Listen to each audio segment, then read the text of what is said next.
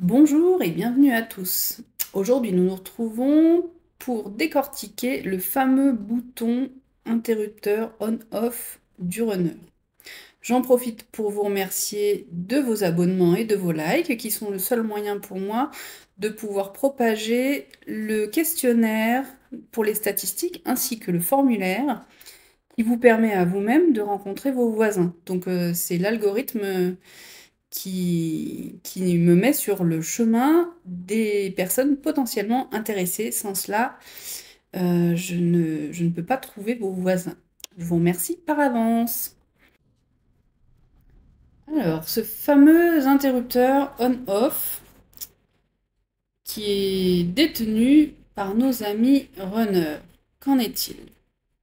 Donc on se souvient que le runner a une dominance de polarité plutôt yin. C'est soit un homme, soit une femme. Cette polarité, c'est le côté noir dans le logo du yin et du yang, qui correspond, on l'a déjà vu, à des capacités neuronales plutôt liées au cerveau droit.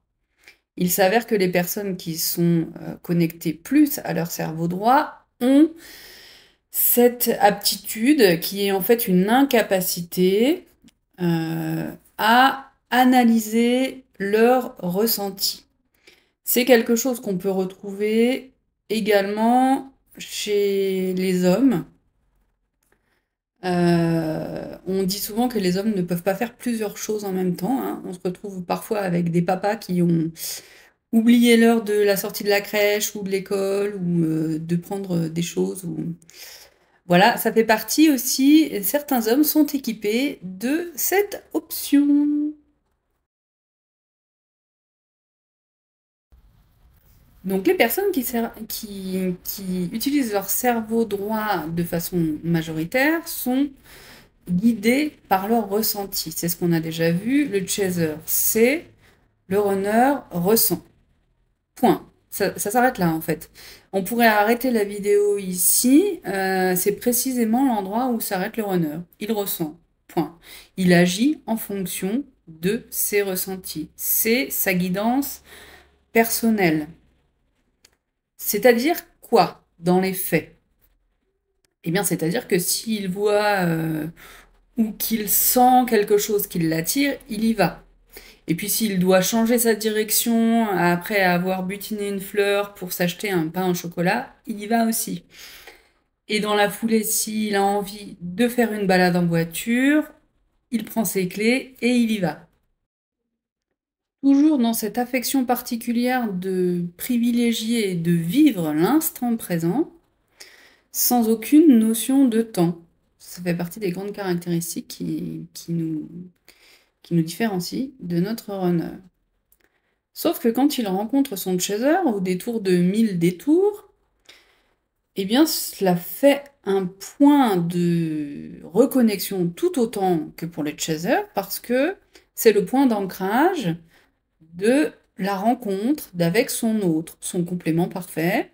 On considère que c'est notre âme et il considère que c'est son âme également. Sauf que fidèle à tout ce qu'il a toujours fait dans sa vie, après vous avoir rencontré, s'il a envie d'aller piquer une tête dans la piscine, il va y aller. Il est toujours dans le ressenti, rien n'a changé par rapport à ça. Vous êtes un point d'ancrage, mais il continue sa vie. Pareil, s'il a envie de retourner voir les petites fleurs, vous restez un point d'ancrage, mais lui, il continue sa vie. Ou aller boire une bière avec des potes jusqu'à 5 heures du matin et tomber dans des addictions, c'est une fuite, et il revient tout de même vers vous, tout en passant par ce petit cactus qu'il avait vu la dernière fois et qu'il n'avait pas été se frotter dessus. Et il n'hésite pas à y aller afin de se faire une expérience et une expérience de ressenti. Voilà, alors là, j'offre une grosse pause à mes partenaires chaser parce que vous avez vécu une expérience immersive dans la tête de votre runner là. Hein, je vous le remets, voilà. Donc, quand il est en silence radio, dans sa tête, c'est ça. Voilà, donc un petit peu de compassion. Alors, je vais faire mon petit nettoyage de chaser. Voilà, si on est sur une ligne temporelle, vous voyez que vous êtes là tout le temps et que ce fameux bouton de off, il apparaît à chaque fois sur vos rencontres, en fait. Il peut pas continuer de vivre sa vie, ses expériences et tout ça sans ce bouton off, qui est également associé à une fuite, et une fuite surtout de lui-même.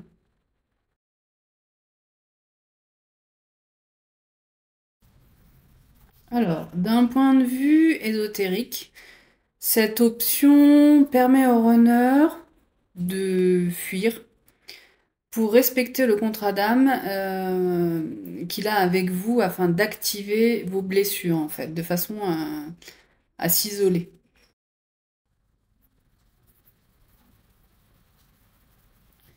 D'un point de vue scientifique, c'est une incapacité à pouvoir analyser une situation. C'est quelque chose de totalement subconscient et qui n'est pas du tout contrôlé par le runner.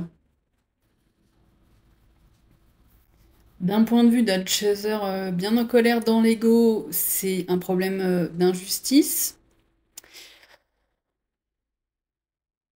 D'ailleurs, j'ai eu quelques chasers là par mail. C'était mieux qu'ils viennent me parler à moi que d'aller parler à leur runner, hein, vous vous reconnaîtrez.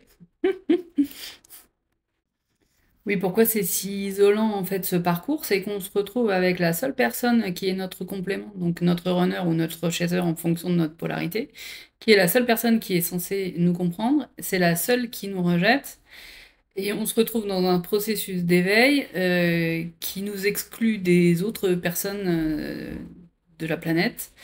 Donc, arriver à trouver quelqu'un qui vous écoute et qui comprend vos mots, c'est un dégoupillage assez efficace. D'un point de vue rationnel, de prise de conscience d'être dans un parcours de flamme jumelle, ce bouton off isole votre runner pour qu'il puisse vous servir de défibrillateur d'âme. C'est pas un bouton, c'est une incapacité. Ça, c'est un truc assez important à comprendre, c'est que c'est une incapacité. Il cherche pas à vous faire du mal. Voilà, il est juste déconnecté de sa capacité à analyser la situation. Et quand on est en mode en colère, injustice, eh bien on est en mode en colère parce qu'on s'est pris un coup de défibrillateur. Alors qu'à ce moment-là, on considère qu'on allait bien, on considère que notre vie était certes avec des dysfonctionnements, mais rien de catastrophique. Et là, on a quelqu'un qu'on ne connaissait pas qui vient nous foutre une décharge électrique. C'est une décharge électrique pour réveiller notre âme. D'où la douleur extrêmement tenace et il faut considérer, j'ai du mal à trouver mes mots parce qu'il faut arriver à considérer, je veux pas brusquer les chasers qui sont en mode colère actuellement, mais est-ce que vous avez déjà eu à tenir un défibrillateur et à faire un massage cardiaque improvisé à quelqu'un dans la rue? Maintenant, on a des défibrillateurs partout. Eh bien, tenir un défibrillateur pour faire un massage cardiaque sur un autre être humain, c'est d'une violence assez incroyable. Donc, il faut remettre les choses dans leur juste milieu. Et le rôle de votre runner, c'est de prendre un défibrillateur et de réveiller votre âme. C'est pas un petit rôle et c'est pas du tout un rôle amusant. C'est pour ça qu'il a cette capacité à pouvoir se déconnecter et de ne pas analyser la situation à ce moment-là. Et ce bouton, il l'utilise pour absolument toutes les situations. C'est pour ça qu'il est dans un mode de vie où toutes les choses sont placées les unes à côté des autres.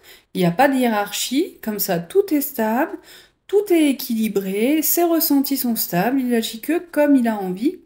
C'est sa façon de se protéger. Ce n'est pas dirigé contre vous. Il agit comme ça, de cette même façon, avec tout le monde, même s'il est en couple, marié ou quoi qu'il fasse avec d'autres personnes, il agit de cette même façon avec tout le monde, tous les pivots de sa vie, en fait. C'est là-dessus, d'ailleurs, qu'il construit son fameux faux self. Et c'est à vous de débrancher la prise du défibrillateur pour qu'il puisse plus s'en servir. C'est le signe que vous avez repris en main votre âme, vous faites ce qu'il faut pour aller bien de votre côté, et il n'a plus de pouvoir sur vous. Et c'est à ce moment-là que lui doit se réveiller, parce que sa mission jusque-là de devoir vous défibriliser est terminée, et donc là c'est lui qui a sa part du travail à effectuer. Voilà, eh bien je vous souhaite un bon réveil. J'espère qu'il sera le moins douloureux possible. Si c'est trop douloureux, vous pouvez m'envoyer un petit mail et on voit si on peut travailler ensemble. Je vous souhaite une belle journée ou une agréable soirée et je vous dis à très bientôt.